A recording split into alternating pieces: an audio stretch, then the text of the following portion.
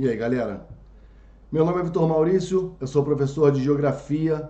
Trago hoje para vocês mais uma aula de atualidades para o UERJ, para o Exame de Qualificação de 2025. Eu falo mais uma aula porque, se você não está ligado, nós já gravamos 6 aulas de atualidades, não só para o UERJ, mas que cabem em todos os vestibulares que vão acontecer no ano de 2024. Nós já gravamos também questões da UERJ, da banca, História e Geografia. Nós também já gravamos 2 aulas sobre Rio de Janeiro, que é um tema muito importante para a UERJ. E nesse momento, tô até rouco, nesse momento que você está vendo esse vídeo, já começou o nosso projeto UERJ. Assim como nos anos anteriores, nós damos 3 aulas e resolvemos 30 questões inéditas, autorais. Eu e o professor Gabriel Silva, a gente quebra a cabeça, sempre decifrando a visão da banca, de olho no edital, e a gente produz 30 questões inéditas, onde a gente consegue discutir uma série de temas, né, na maior parte das vezes, para muito além de cada questão. Então não são só 30 questões, 30 temas, são muitos temas a mais.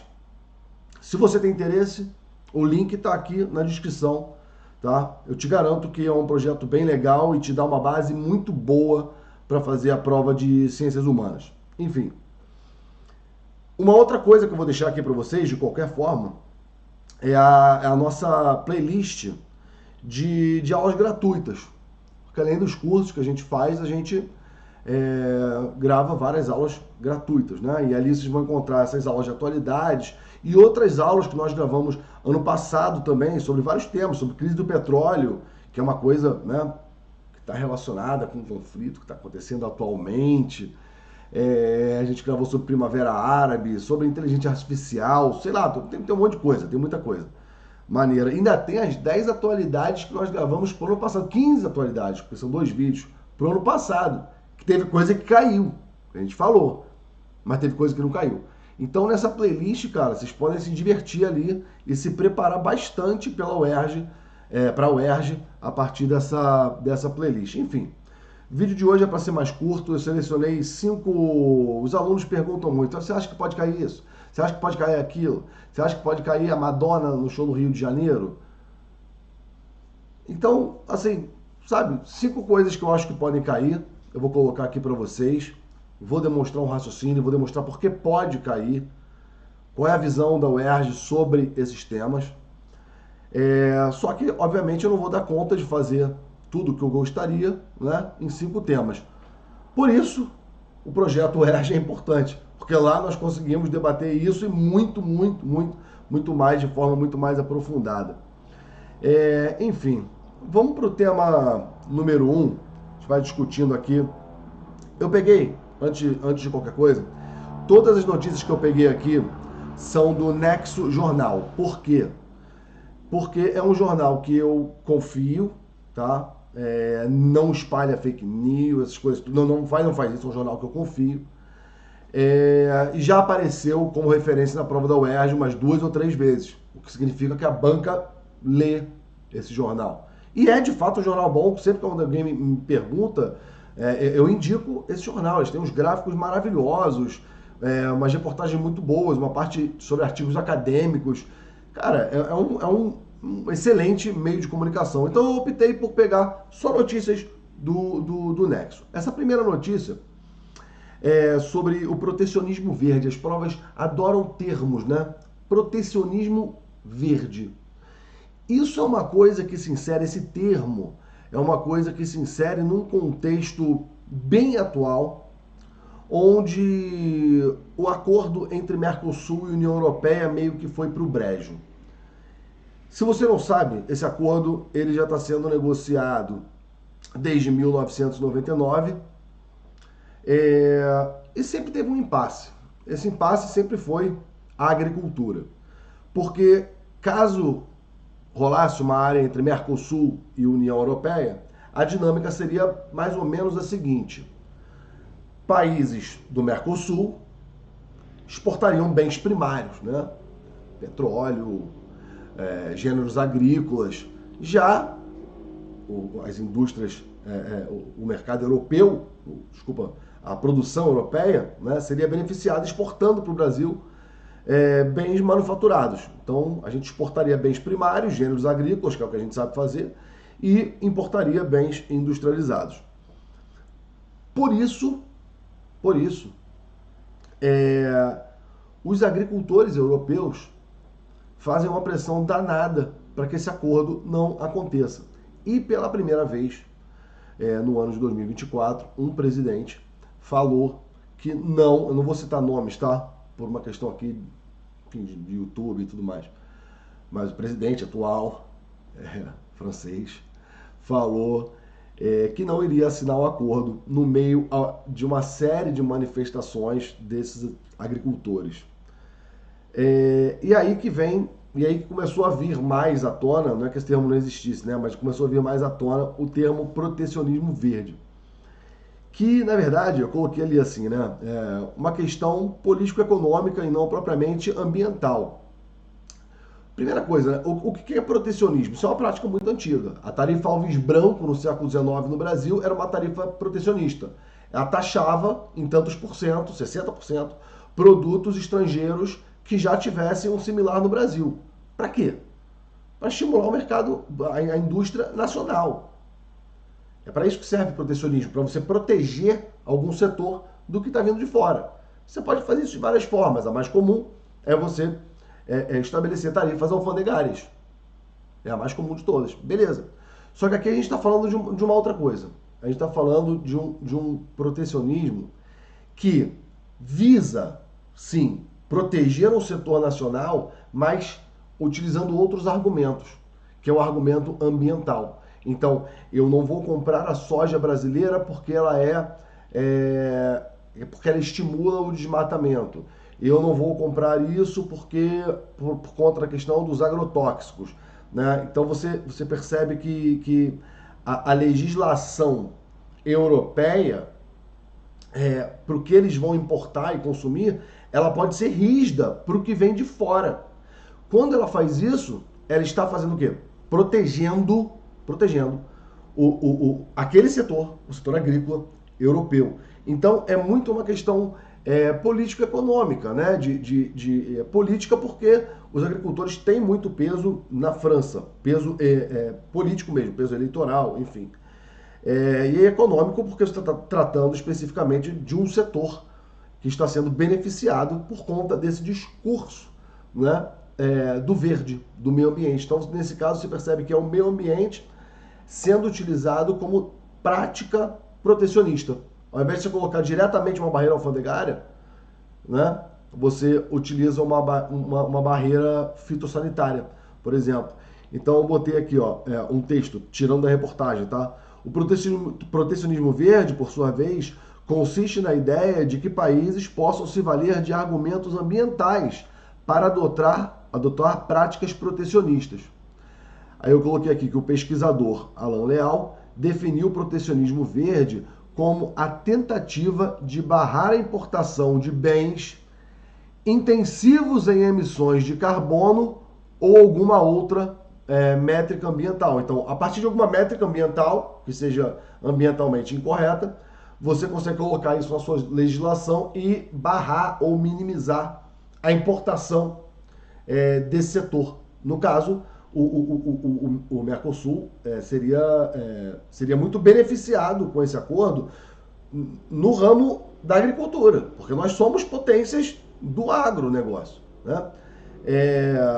Tanto que caiu na prova do Enem do ano passado, ou do ano retrasado, do ano passado, caiu na prova do Enem falando sobre esse acordo do Mercosul e União Europeia e mostrando como os agricultores europeus ficariam muito chateados por conta dessa formação de uma área de livre comércio, onde países do Mercosul poderiam exportar gêneros agrícolas sem impostos, né? E como o setor deles, né, o setor agrário ficou infeliz.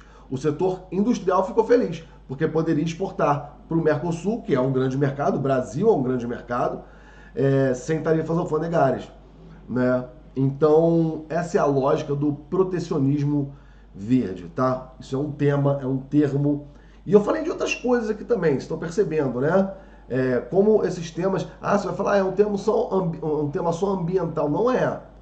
É um tema que envolve relações internacionais, envolve um monte de coisa.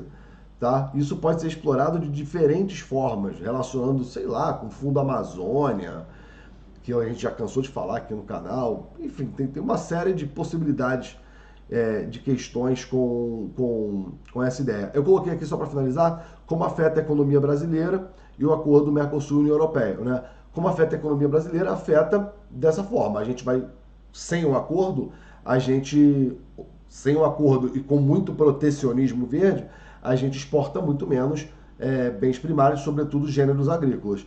E, por outro lado, a gente deixa de importar bens industrializados com um valor mais barato e talvez de qualidade superior, não necessariamente também. Tá? Beleza. Vamos para o segundo tema. Racismo ambiental. Não é um termo novo, mas foi bastante falado desde a tragédia do litoral norte do ano passado, que eu coloquei no nosso projeto no passado, vai cair uma questão sobre as tragédias no litoral norte de São Paulo. E associei aquilo com a ideia do racismo ambiental. Vamos lá.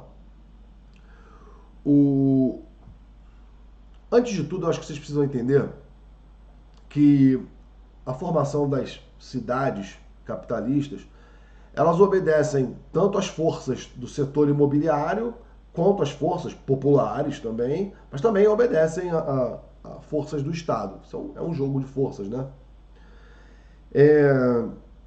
Na maior parte dos casos, quem ganha esse jogo são as empresas privadas. Eu estou falando isso porque já foi um gabarito de UERJ, eu sempre comento dessa forma, que o solo urbano, o lugar onde você mora, onde você pratica alguma atividade, isso tem um valor, né? Que é um valor de uso e valor de troca. Esse foi o gabarito da UERJ. Eu leio isso da seguinte forma: o solo urbano, ele é uma mercadoria. É uma mercadoria que está à venda no ramo imobiliário, no setor imobiliário. Então, algumas pessoas têm dinheiro para comprar essa mercadoria, outras pessoas têm dinheiro para alugar essa mercadoria, outras pessoas não têm dinheiro para alugar nem para comprar essas mercadorias e acabam ocupando áreas irregulares. Tá? É assim que se forma, sabe, uma segregação socioespacial. Mas aí tem o Estado também, com certeza tem o Estado. O Estado pode e deve agir com programas habitacionais, enfim, distribuindo melhor, porque segregação socioespacial não é só morar longe. Cansei de falar isso aqui no canal. Segregação socioespacial é morar em áreas que não têm acesso a várias coisas que são muito importantes e básicas, tipo saneamento, asfalto, segurança, iluminação. Você vai no IBGE e pesquisa, né? Tem uma questão que já caiu na UERJ também, o índice de progresso social, que eram não sei quantos indicadores, né, para saber o nível de desenvolvimento social, né? Olha o nome da coisa, índice de progresso social. E essas áreas segregadas, elas sofrem com essa carência de serviços, de equipamentos públicos, urbanos, em geral, escolas, hospitais, enfim, das coisas mais básicas, né? Um centro médico enfim, coleta de lixo, sabe? Uma coisa muito, talvez para uma parte de vocês seja básica e não é. Então, isso é uma segregação socioespacial. O Estado, com certeza, ele deve intervir, né? E intervém de certa forma. A gente tem os artigos 182 e 183 da Constituição Federal que versam sobre a questão da moradia no espaço urbano, né? Então, por exemplo, foi criado a ideia do uso capião urbano. Se alguém ocupar um imóvel por 5 anos ininterruptos, sem ser proprietário de outro imóvel urbano, blá blá blá, tem acesso, passa a ter a posse daquele imóvel. Isso serve para coibir a especulação imobiliária, por exemplo. Né? Não posso me adentrar muito porque o tema não é tão esse. Mas, e assim você vai vendo a especulação imobiliária, a segregação acontecendo na cidade. O Estado age, mas também não age muito bem. Os programas de habitação muitas vezes são falhos, colocando, por exemplo, moradias em lugares muito afastados. Ah, é um conjunto, é prédio, não é favela. Pô, beleza, é prédio, mas é muito longe do centro. Isso também é segregar, né? E essas áreas, na maior parte das vezes, não vão ter acesso a essa infraestrutura que eu estou falando. Enfim, aqui a questão é o racismo ambiental. O que a gente consegue perceber, gente, claramente, é que existe uma relação entre segregação socioespacial e racismo ambiental. A ideia do racismo ambiental, ela surge nos anos 80 nos Estados Unidos, quando um ativista, esqueci o nome dele agora, quando um ativista negro, ele começa a usar esse termo, porque iriam construir, se eu não me engano, um lixão, né, numa área predominantemente negra, né? Então começou a ter essa percepção assim, caramba, se vai ter um problema ambiental aqui, vão construir um lixão, que é uma coisa, pô, terrível. Vão construir num bairro negro? Por quê? Entendeu? E aí, isso, assim, percebam, um lixão também é uma coisa ambiental, tá? Pensem dessa forma. E aí veio esse termo. Cara, o raciocínio principal é que populações mais pobres, e aí, no caso do Brasil, com certeza, populações negras, no caso dos Estados Unidos também, né? Mas populações negras são populações mais suscetíveis a problemas ambientais em geral. Só que isso tem sido muito usado atualmente por conta dos eventos extremos. Então, populações mais pobres, elas estão mais suscetíveis aos efeitos desses eventos extremos, tipo o que aconteceu no litoral norte de São Paulo no ano passado. Quem morreu foi pobre. Pobre preto. Que morava aonde? Na área de encosta. Não morava na parte plana, porque a parte plana são condomínios de pessoas brancas. Que às vezes nem mora, na maior parte das vezes nem mora ali, é casa de veraneio, né? Então, quem morreu foi uma população pobre, majoritariamente preta, que vive em áreas de encosta. E aí você percebe essa coisa que eu estou falando, né? Como é difícil ter acesso ao espaço urbano de uma forma digna, como é muito cara essa mercadoria, as pessoas acabam ocupando de forma irregular e ilegal também, mas não é para você culpar as pessoas, né? Áreas que são naturalmente mais suscetíveis a ter deslizamento. Uma área de encosta é naturalmente mais suscetível a ter um deslizamento. E aí, como aquela população que está ocupando aquela área é pobre, ali também não teve uma obra de engenharia, sabe? E aí você começa a perceber isso no geral, na cidade, como há essa relação entre segregação socioespacial e racismo ambiental, né? Eu vou ler aqui esse texto, olha só, ele fala assim, um balanço parcial aponta mais de 9 mil pessoas desalojadas, isso falando sobre uma tragédia no Rio de Janeiro, tá? Em 16 de janeiro desse ano, de 2024. Um balanço parcial aponta para mais de 9 mil pessoas desalojadas, mais de 300 pessoas desabrigadas e, no total, mais de 15 mil pessoas afetadas pelas chuvas do fim de semana nas cidades de Belfor Roxo, Japeri, Mesquita, Nilópolis, Nova Iguaçu, Queimados, São Gonçalo e São João de Meriti. Vejam bem como essa espacialidade é importante. Nesse caso específico, não foi o Rio de Janeiro. São municípios mais pobres do que o Rio de Janeiro. Tá? E, com certeza, se você for nesses municípios, ele não está citando as áreas, mas vão ser em áreas mais pobres desses municípios. Porque todo município vai ter uma área mais nobre. Independente do município que você tiver, você sabe que tem uma área que é mais valorizada, que vai ter mais infraestrutura e mais cuidados. Vai ter recebido mais cuidados. Tá? Então, você percebe que nesse caso aqui específico, eu peguei um exemplo do Rio de Janeiro, mas, gente, pode ser em muitas ocasiões.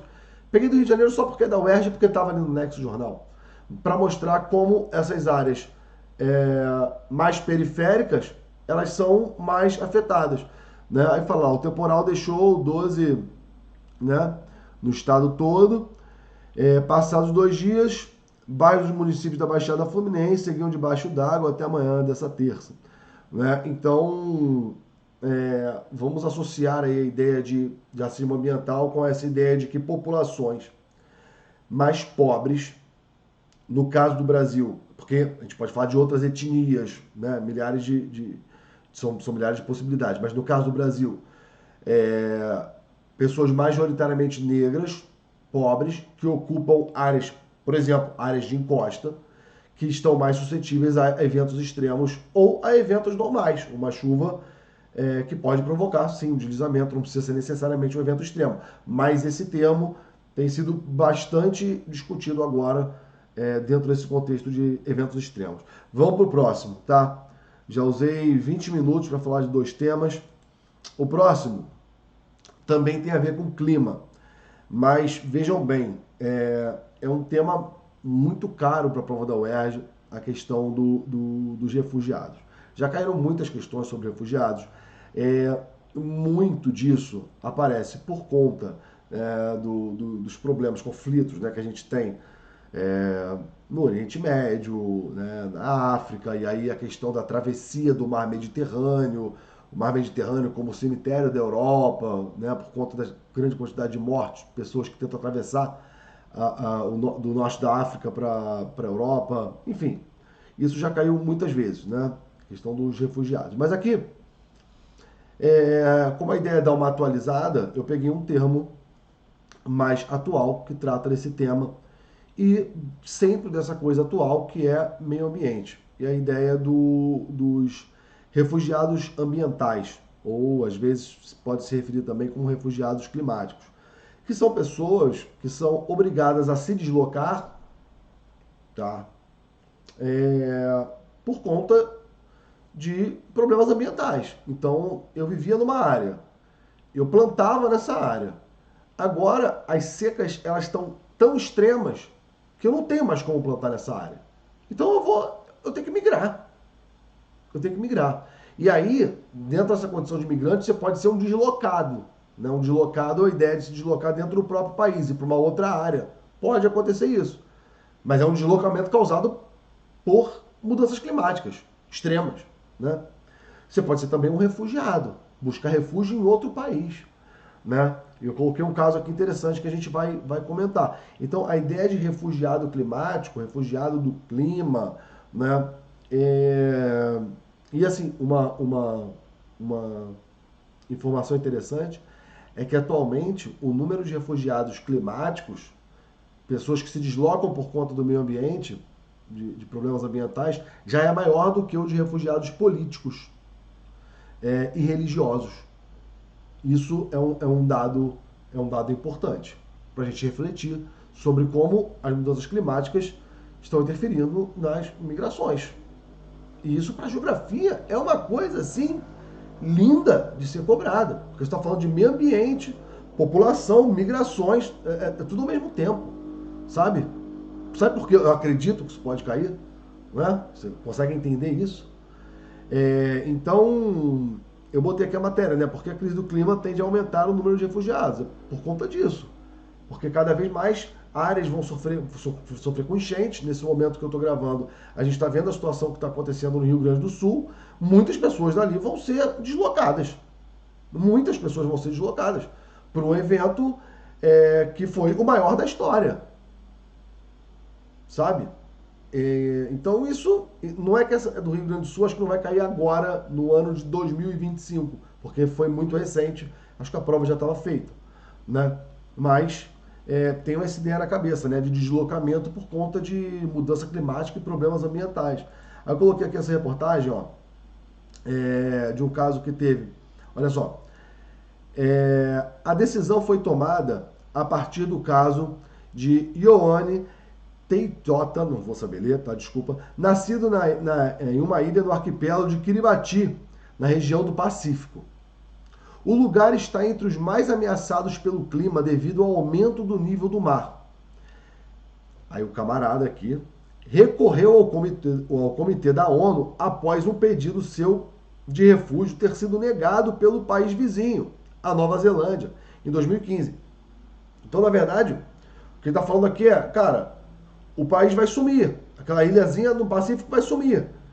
Eu tenho que migrar. Não dá para ficar aqui. então eu vou pedir asilo na Nova Zelândia.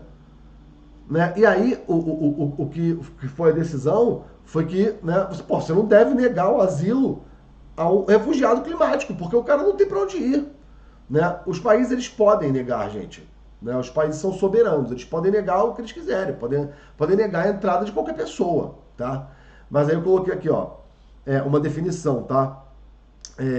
De um órgão da ONU de meio ambiente. Refugiados ambientais são as pessoas que foram obrigadas a abandonar temporária ou definitivamente a zona tradicional onde vivem, devido ao visível declínio do ambiente, por razões naturais ou humanas. Né? A ação humana pode intensificar também problemas ambientais, como a desertificação, por exemplo.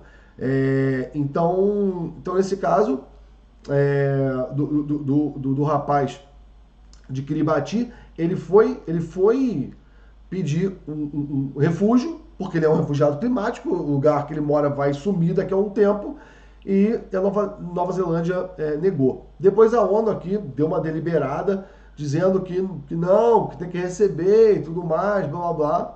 Enfim, tá? A ideia foi passada. Vamos pro próximo tema, porque a ideia hoje é ser rápido. Faltam mais duas. Olha só, mudei totalmente, tá? Agora uma coisa mais geopolítica. Mas os temas que eu falei antes, eles também são geopolíticos, tá? Sair de um país, ir para outro, pedir asilo, isso está no plano, não geopolítico, mas no plano das relações internacionais, que sempre é uma coisa possível de aparecer em prova, né? Associado ao tema migração, associada a meio ambiente, tá? Também tem muita política ali. Quando eu falei lá do acordo entre Mercosul e União Europeia, aquilo ali é totalmente político, econômico. Então vejam como a gente mistura, né? A ideia do chá de humanas sempre foi essa, a gente sempre trabalhou assim, né? Misturar tudo o que for possível dentro daquele raciocínio, daquele espectro, para tentar envolver a banca. Esse, na verdade, é o nosso segredo, que eu não escondo de ninguém, né? O grande macete é você pensar num tema possível e cercar a banca, né? Com determinados raciocínios.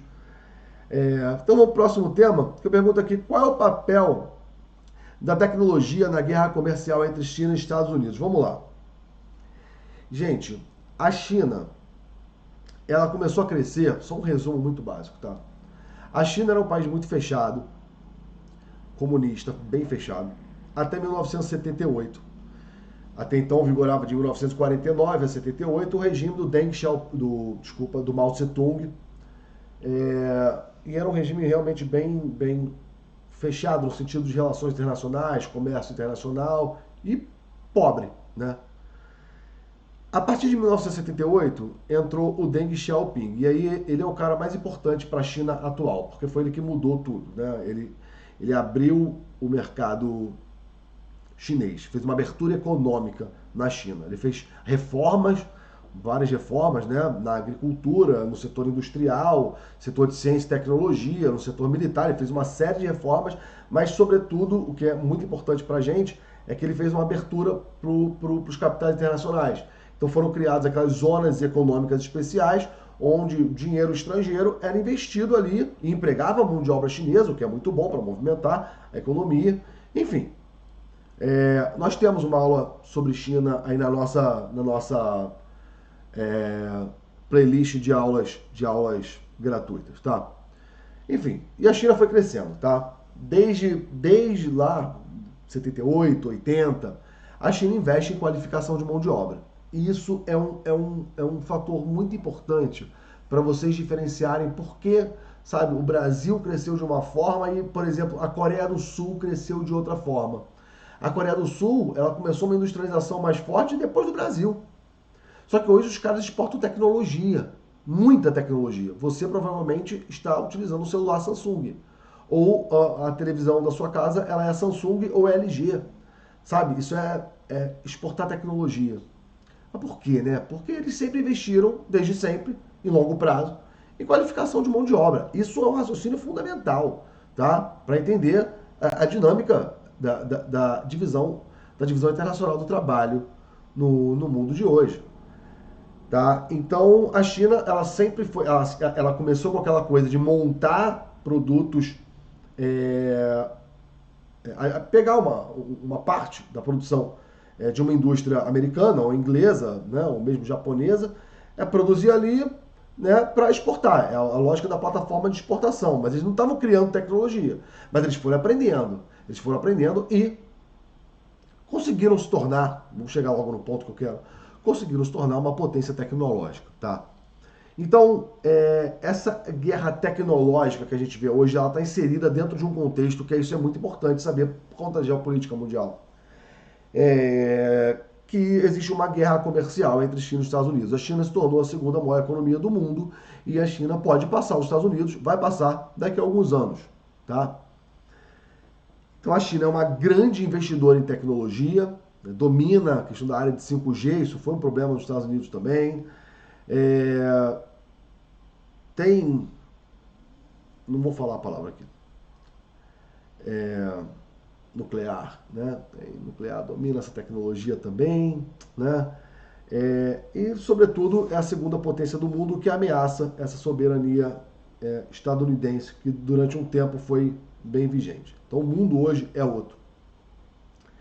E aí começou a haver uma guerra comercial, em que sentido? Naquela ideia do protecionismo, lá do começo. Tá vendo como é que os conteúdos eles se encontram? No governo Trump, óbvio que já havia uns atritos, né, e tudo mais, mas no governo Trump isso começou a ficar muito declarado. O Trump começou a taxar, ou seja, colocar barreiras alfandegárias para determinados produtos que vinham da China. Então, olha só, aço, se antes o imposto era 10%, agora vai ser 35%. Para quê? Isso são duas coisas. Isso, tudo bem, fortalece a sua indústria nacional, porque protege a sua indústria nacional, mas prejudica o seu rival. Tem essa coisa também. E aí a China começou a fazer a mesma coisa. Então, essa é a coisa da guerra comercial, né? Tentar embarrear o que vem do outro país, para que ele não cresça. Você, ao mesmo tempo, fortalece a sua indústria nacional com isso, torna essa indústria mais competitiva, porque ela vai ter preços mais competitivos, e evita que o concorrente venda. Por isso também é uma disputa por áreas de influência, para quem vai vender aonde, né? Então isso é um contexto de guerra comercial. E eu estou falando isso aqui num contexto bem específico, né? Que todos vocês devem ter visto que o TikTok, né, tá lá em todo aquele processo de ser proibido nos Estados Unidos. Qual é o argumento deles? Cara, o TikTok pertence a uma empresa chinesa, e o partido chinês, o Partido Comunista Chinês, eles têm acesso, né, aos dados dessas redes sociais. Então, o que os Estados Unidos argumenta cara, não pode ter uma empresa chinesa aqui que tem dados de muitos cidadãos americanos, todos, muitos, o TikTok é imenso, e o governo chinês tem acesso a isso. Isso pode gerar uma série de coisas, né? Uma série de problemas, realmente, para a segurança nacional, ou não só isso, para interferir em algoritmos, de questões políticas, enfim, são muitas coisas. Né? Então, essa questão da tecnologia está bem inserida nesse contexto de guerra comercial, mas guerra tecnológica também. Eu peguei esse texto aqui, que fala assim, ó, olha aqui, o governo chinês, isso aqui não é uma notícia recente, tá? Mas ela permanece, tá? Porque foi a que eu achei no Nexo Jornal e ela ilustra perfeitamente.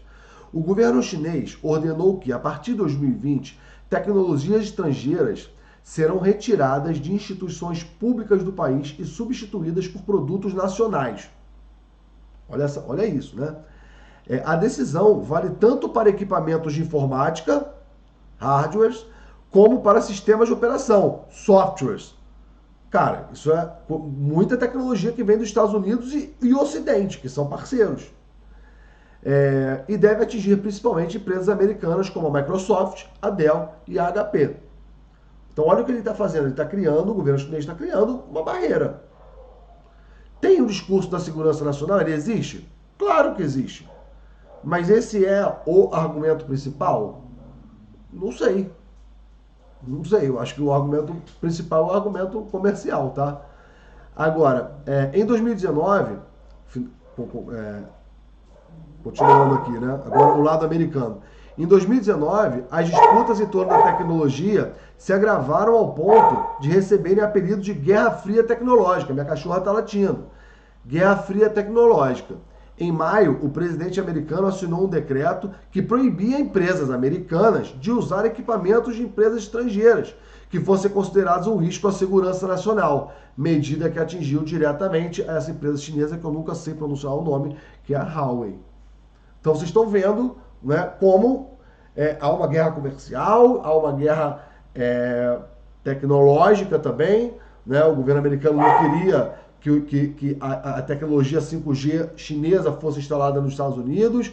Então, assim, a tecnologia está aí, no meio desse problema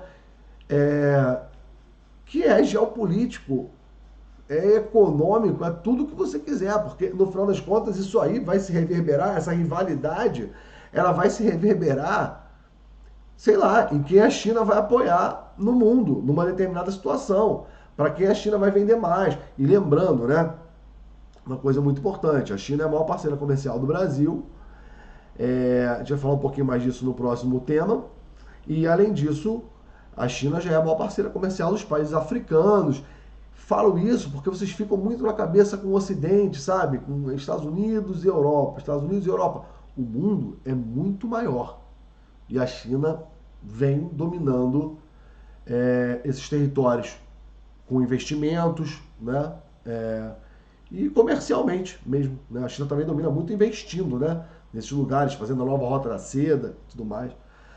Tá? Então, dei uma contextualizada boa aqui. Vamos para o último tema, que também é um tema internacional, que envolve o Brasil, que é a expansão dos BRICS. Tá? De cara, eu não vou explicar, não vou não, o que são os BRICS, como se formou, tá? Porque nós temos uma aula de atualidade sobre isso, que está aqui na nossa playlist. Então, pô, vai lá e vê, tá? A questão é a seguinte, o BRICS, né, grupo de países, Brasil, Rússia, Índia, China e depois África do Sul, permaneceram por um bom tempo sendo esse quinteto. E atualmente, novos países entraram para esse fórum, tá? Lembrando que o BRICS não é um bloco econômico, como é a União Europeia, como é o Mercosul, não é, tá? É um fórum de discussões onde os membros discutem e estabelecem benefícios entre eles, né? Tudo mais. Tá. Dentro disso, antes de qualquer coisa, eu queria destacar a ideia de sul global, que é uma coisa que a gente tem falado em todas as nossas aulas de atualidade e que isso aparece na imprensa o tempo inteiro, tá? Sul global, ele não é o sul geográfico do país, que está abaixo da linha do Equador, não. A gente considera sul global os países em desenvolvimento. Tá? Então, Brasil é sul global, Índia é sul global, China é sul global, África do Sul é sul global, a Austrália, que está no hemisfério sul, é norte global, porque é um país desenvolvido. Perceberam a lógica? Né? Então, a definição não é a linha do Equador, é nível de desenvolvimento socioeconômico, sobretudo social. Né? Quando a gente fala de desenvolvimento, é desenvolvimento social. Isso a gente pode ver, por exemplo, no IDH, né? Que o Brasil se torna a nona economia do mundo, mas quando a gente vai ver o IDH, que é o que mede desenvolvimento social mesmo, o Brasil está lá para depois do número 80. Né? Então, um país em desenvolvimento. E aí, o que a gente está percebendo é que o sul global está tendo cada vez, esses países que fazem parte do sul global, os países africanos, enfim, são muitos, fora desse eixo que vocês conhecem, Estados Unidos e Europa, sabe? Eles têm feito cada vez mais negociações e ocupado cada vez mais lugar no mundo, tá? E aí eu coloquei alguns exemplos aqui, por exemplo, né, relações comerciais que não estão utilizando o dólar como moeda padrão. Cara, o dólar é uma moeda padrão de trocas internacionais desde o acordo de Bretton Woods, lá de 44 a 1945, final da Segunda Guerra Mundial. O dólar é a moeda padrão das trocas internacionais. Como assim? Rússia e China estão negociando numa moeda que não é o dólar? Como assim os membros dos BRICS mencionaram a ideia de fazer uma moeda de comércio para eles negociarem entre si. É difícil isso acontecer, demora muito se for acontecer, mas o fato de mencionar já demonstra essa, sabe, essa mudança no jogo, nessa geopolítica que não é só estadunidense, né? Como foi muito nos anos 90. Então, um outro exemplo que eu dei, né? Como esses países eles se aliam dentro do contexto do que está acontecendo na Ucrânia agora, muitas sanções ocidentais foram impostas à Rússia. Qual é a ideia? Minar a economia russa para que eles não consigam continuar, né, com a palavra que eu não quero falar, né? Só que isso não aconteceu. Por quê? A Rússia automaticamente começou a comercializar mais com a China, vendendo petróleo mais barato para a China, para a Índia, para os seus parceiros africanos, para o Brasil também. O Brasil não tem sanção contra a Rússia. Então o que aconteceu? Essas sanções não fizeram tanto efeito. A economia russa continuou, baixou um pouquinho, mas não teve um grande efeito. Né? Um outro ponto que eu botei aqui é a ideia do Irã e da Arábia Saudita no mesmo bloco, né? Que são dois inimigos regionais ali no Oriente Médio. Lembrando que o Irã é uma nação persa, de etnia persa xiita, é a potência xiita, né, do mundo, ao passo que a Arábia Saudita é a potência sunita do mundo. Né? Então, a Arábia Saudita é a etnia árabe do islamismo sunita, né? O arabista, que é uma outra coisa ainda. Já o Irã é a etnia persa, com islamismo, maior parte praticantes do islamismo xiita. Então são dois inimigos regionais que são inimigos também de Israel. Tá. Mas a questão é que eles são inimigos regionais e estão no mesmo bloco. Mas aí tem uma outra questão agora, eles entraram para os BRICS, tá? Aí tem uma outra questão, peraí. A Arábia Saudita sempre foi muito parceira comercial dos Estados Unidos. E o Irã, desde 1979, isso aí, cara, tem que assistir nossas aulas de Oriente Médio. Desde 1979, quando fez a Revolução Iraniana, rompeu relações com os Estados Unidos. Então, o maior inimigo dos Estados Unidos do Oriente Médio é o Irã. Então, você vê no mesmo bloco o maior inimigo dos Estados Unidos e um grande parceiro histórico comercial dos Estados Unidos, que é a Arábia Saudita. No mesmo bloco. Com quem? Com o Brasil, com a Rússia e com a China. Rússia e China, principais inimigos dos Estados Unidos. Tá? Então, vejam como o mundo está mudando, gente. A gente tem que ter esse raciocínio aqui, voltado para o sul global também. Tá? Muitas questões podem estar associadas a isso. Não significa que vai cair exatamente isso. Né? E eu botei ali, para finalizar, por que não a Argentina? Vou dar uma explicação para vocês. Já tem mais ou menos... Eu preciso ser rápido, tá? Já estamos com 43 minutos, preciso encerrar antes de 50. Já tem mais ou menos uns 15 anos que partidos, né, com uma postura mais conservadora, não quero usar o nome aqui, tá? Estão ganhando força pelo mundo, né? Então, nos Estados Unidos, vocês sabem o nome, na França tem um nome, na Itália tem outro nome, na Hungria tem outro nome, eu não quero falar os nomes, tá? E esses governos, eles têm uma característica nacionalista. Eles são totalmente é foda, né? Mas muito contra a imigração, né? O discurso xenofóbico, aquela coisa toda, mas tem uma característica aqui que é importante para as relações internacionais. Eles são nacionalistas, e aí o nacionalismo ele também pode ser lido de duas formas. O nacionalismo no aversão ao que é de fora, né? O que gera xenofobia, por exemplo, mas também o isolacionismo, o nacionalismo na economia, o que significa um isolacionismo. Então a gente percebe que esses líderes desse escopo político, que eu não vou falar o nome, tá? Espero que vocês saibam, porra, aí fala um palavrão, não adianta nada, fala um palavrão. Desse escopo político, eles são isolacionistas. Então, aquele ex-presidente americano, ele sai do Acordo de Paris, sabe? Eu não vou prejudicar a minha economia para fazer um acordo aí com o mundo. Não, eu sou isolacionista, eu saio do acordo nuclear com o Irã. Tá vendo a proposta isolacionista? O Brexit foi isso. É uma coisa que tem um nacionalismo ali, tem um discurso do imigrante xenofóbico característico desse estilo, né, desse espectro político, e aí gerou o quê? Um isolacionismo, né? O Reino Unido sai da União Europeia. E esses líderes na Europa também têm esse discurso de que gostariam de sair da União Europeia. Eles têm um discurso mais isolacionista em termos de integração. São discursos anti-globalização. Conseguiram perceber isso, né? Beleza. E aí, por que a Argentina? Por que a Argentina? Também não vou falar o nome do presidente, mas cara, chega a ser até vergonhoso a forma como ele exalta, né, o outro presidente lá né, do país que fica acima do México. Né, teve um encontro constrangedor e tudo mais, mas enfim, ele se diz, né, anarcocapitalista, seria o auge do auge do auge do liberalismo e tudo mais. Então, estou tendo muitos protestos na Argentina, isso pode cair, tá?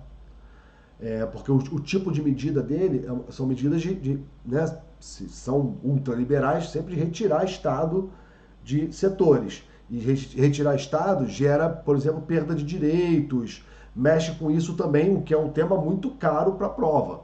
Tá? Enfim, mas dentro desse espectro político, dentro da lógica do isolacionismo, a Argentina não aceitou entrar para os BRICS. Inclusive fala que nem gostaria, falou várias vezes, gostaria de sair do Mercosul. Por quê? Porque sair do Mercosul é exatamente esse ponto de vista, né?